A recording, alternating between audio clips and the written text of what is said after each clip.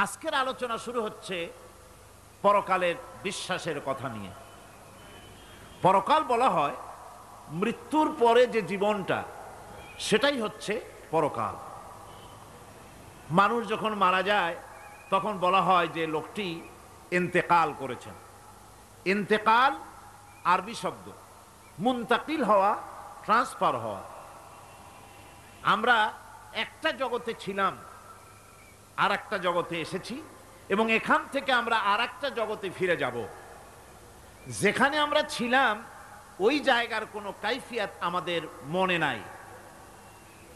ওইটার নাম হচ্ছে আলমে আরওয়াহ। বলুন তো ওইটার নাম কি? আলমে আরওয়াহ, রুহের জগৎ।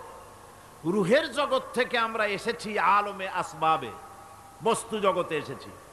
এই বস্তু জগৎ থেকে আমরা ট্রান্সফার করব, আমরা বিদায় হব, আমরা মুনতাকিল হব, আমরা ইন্তেকাল করব, চলে যাব আর একটা জগতে। সেই জগতের নাম হচ্ছে আলমে বারজাখ।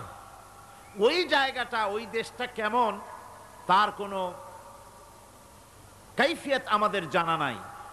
কোনো ব্যক্তি মরে যাওয়ার পর ফিরে এসে আমাদেরকে বলে নাই যে ওই জায়গাটা এমন, কবরটা এমন, কবরে গেলে এই এই হয়। এগুলি কেউ ফিরে এসে আমাদের বলেন নাই। আমরা যা জেনেছি সবটা ভাষা ভাষা কিছুই জানি নাই। নির্ভরযোগ্যভাবে মহাসত্য সহকারে কেউ দেখে এসে বললে যেমন বিশ্বাস করতাম, তার থেকেও বেশি আকীদা মজবুত হয়েছে আল্লাহ রাব্বুল আলামিনের কথা এবং কোরআনের কথা।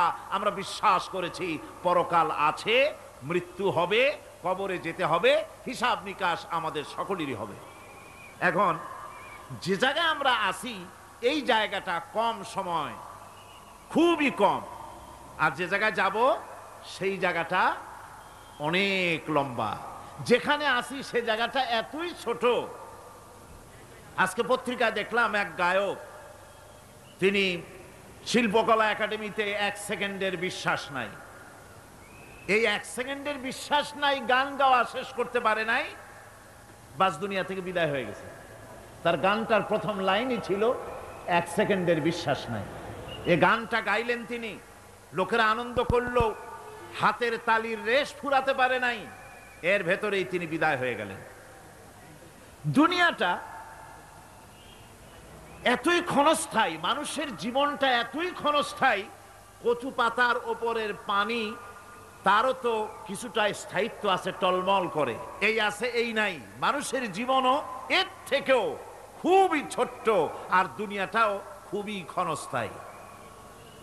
আর যেখানে যাব ওই জায়গাটা এত বিরাট, এত ব্যাপক, যার কোনো সীমা নাই, যার কোনো শেষ নাই, অনন্তকাল।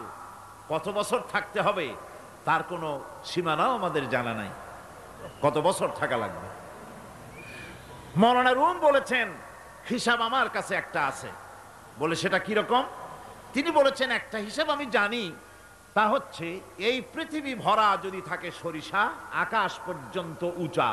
মাওলানা রুম আলাইহির রাহমা তিনি বলছেন, আর সপ্ত আকাশের উপরে থাকে যদি একটি ছোট্ট পাখি, ওই পাখিটা পৃথিবীতে এসে একটা দানা নিয়ে যাবে, 7 আকাশের উপরে রাখবে, 70,000 বছর বিশ্রাম করবে, আবার আসবে আর একটা দানা নিয়ে গিয়ে 7 আকাশের উপরে রেখে 70,000 বছর বিশ্রাম করবে।